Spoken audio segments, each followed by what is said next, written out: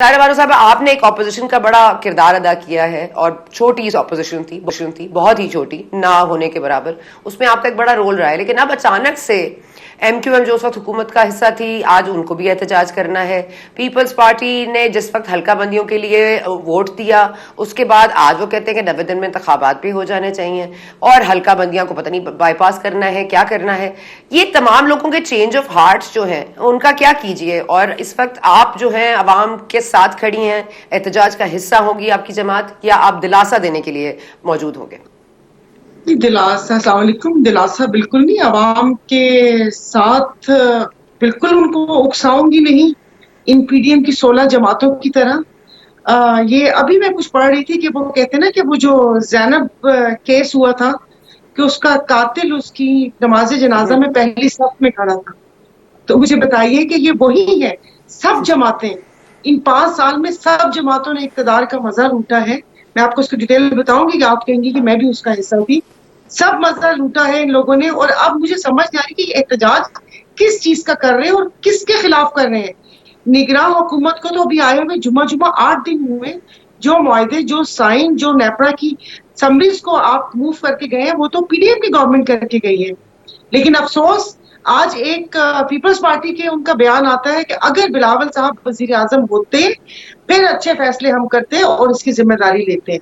फिर एक बहुत सीनियर सिटीजन का बयान आया कि 2018 में नून लीग की हुकूमत खत्म हो गई थी, सिर्फ एक वजीर आजम थे। तो मैं आपसे पूछ रही हूँ कि सिर्फ एक वजीर आजम थे, तो फिर ये इतने सारे जो ख्वाजा थे और राणे थे, चौधरी थे, वो कौन सी पार्टी से थे? वो क्या मुस्तार लिए हुए थे? और सना साहिबा, मैं ये जो कहा आपको कि सब जमातों ने इक्तदार के मजे लूटे हैं, मैं 5 साल से पावर कमेटी की मेंबर भी रही हूँ।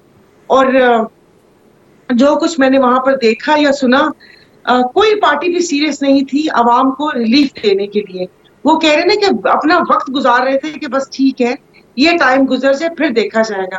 क्योंकि उस वक्त उनके मुवाफिक हवा चल रही थी और हालात भी उनके मुवाफिक थे। मुझे समझ नहीं आती कि अपोजिशन में आके या इक्तदार से निकलने के बाद इनको आवाम क्यों नजर आती है। जब पहले 3.5 साल में एक बिल आया था, मैं पार्ट ऑफ गवर्नमेंट थी, बट मैंने उस बिल को अपोज किया था, इसलिए कि वो बिल 2 दफा आके उस बिल को जब पढ़ा और मुझे ये पता था कि इसकी जो सम्राट आगे जाकर आवाम को भुगतने पड़ेंगे, सम्राट तो नहीं है, आप क्या उसकी जो नताइज भुगतने पड़ेंगे वो दिख रहे थे। खैर, फिर मेरे पे बातें भी बहुत सी हुई, बट मैंने उस बिल को अपोज किया।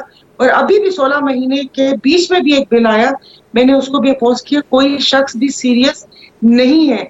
मैं आवाम के साथ हूँ कि जाहिर जिंदा कौमें अपने हक के लिए एहतजाज भी करती हैं और इख्तलाफ भी करती हैं, लेकिन बारहा कहूंगी कि इन जमातों के चुंगल में मत फंसिए कि आज जेयूआई को एहतजाज करता हुआ हम देख रहे हैं और पीपल्स पार्टी वालों ने कहा कि हम एहतजाज करेंगे। भाई, किसके खिलाफ एहतजाज करेंगे? एक दूसरे के खिलाफ एहतजाज करेंगे या 90 दिन का जो ख्वाब है कि इलेक्शन होंगे उसके लिए बयानिया बनाया जा रहा है? लेकिन जो ये करके गए हैं, मेरा नहीं ख्याल जो इनका ये ख्वाब है 90 दिन का, वो ख्वाब ही रहेगा। पहले ये मसाइल हल होने चाहिए। ओके, सारा बानो साहबा, एक बाशऊर तबका है जो कि पीटीआई चेयरमैन के साथ है, एक बाशऊर तबका है जो स्टेटस को से तंग आ चुका है, एक बाशऊर तबका है जो इनसे सवाल करेगा और उनको वोट भी दे देगा और इतना शऊर रखता है कि महंगाई की वजह जो है पिछली हुकूमत है। तो ये जो बाशऊर लोग हैं, ये हमारे मुल्क में कितने हैं जी? कितने हैं? सभी हैं, 4 लोगों को छोड़ के। हाँ, व्हाट्सएप पे देख रही थी, एक कांस्टेबल है, उनका दिमाग खराब है, एक जज साहब की वाइफ का दिमाग खराब था, एक कर्नल साहब की बीवी का दिमाग खराब था। कहते ना पागल है, दिमागी मसाइल है, बाकी हम सब होशियार है।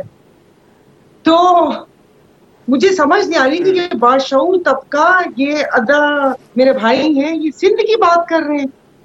सैलाब जदगान अपने घरों से गए नहीं, लोग खुदकुशी कर रहे हैं, रेल की पटरी पर बिल लेके लेट रहे हैं, पुलों से छलांग लगा रहे हैं। वो बाशऊर इस बात को समझेंगे कि ये उनकी? तो मुझे पूछना ये था, तो फिर 16 महीने किया क्या है? 16 महीने आते ही सबसे पहले नैब की में अमेंडमेंट नहीं करनी थी ना, ईवीएम का बिल भी नहीं लेके आना था, ओवरसीज भी नहीं लेकर आना था, सब अपनी चीजें माफ नहीं करवानी थी ना। उठते ही सबसे पहले अवाम का अगर दिल में इतना दर्द था तो अवाम के लिए फैसले करते ना। किसने कहा कि आप ये 16 माह इस खेल कूद में गुजारे। मैं बार बार कहूंगी कि शायद किसी को हम अच्छे लग जाएं। सब हर कोई क्यों इस कोशिश में था कि आंख का तारा बन जाओ। कोई आवाम को आंख का तारा समझ लेता, दिल का दुलारा समझ लेता, कोई आवाम के लिए कर लेता। इलेक्शन की बात कर रहे हैं। पहला सवाल ये है कि असेंबली ने अपनी मुद्दत पे क्यों नहीं डिसॉल्व की, क्यों 60 दिन का नहीं रखा।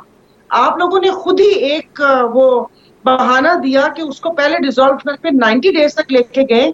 और आइन और कानून की बात तो खुदारा ये पीडीएम की जमातें ना करें, क्योंकि पंजाब और केपी के क्या पाकिस्तान का हिस्सा थे या किसी दूसरे मुल्क का हिस्सा थे जो हमारे साथ जुड़े थे।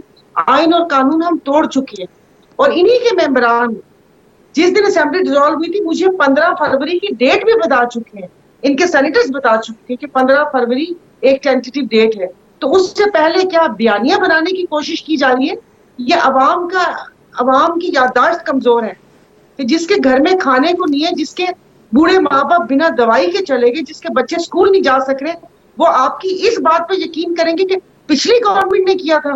तो पीछे से पहले, उससे पहले किसकी गवर्नमेंट थी, फिर उससे पहले किसकी गवर्नमेंट थी? फिर तो मुशर्रफ साहब का दौर अच्छा था कि जहां पर चीनी भी वो थी और 60 रुपए का डॉलर भी था। और उससे पिछले अगर आपने इल्जाम लगाने हैं तो खुदा न खास्ता प्लीज कायदे आजम तक रुक जाइएगा, उन पर मत कोई इल्जाम रख दीजिएगा कि कसूर उन्हीं का है कि वहीं पर ही बैठे रहते। ये 2 लाख क्यों हुआ ये बरे सगीर